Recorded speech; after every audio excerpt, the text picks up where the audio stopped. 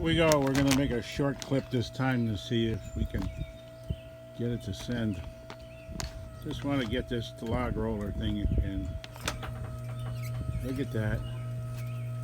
Isn't that sweet?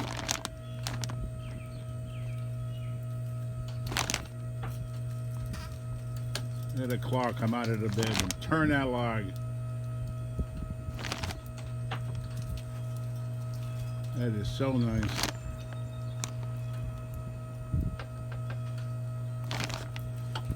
Don't have to do it by hand no more.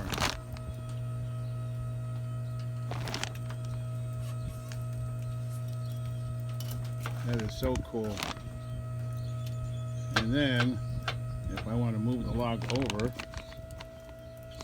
there's other, this guy can move the log back and forth up against my stop so I can saw it. Of course, the back stops would have to be turned down. And that can go.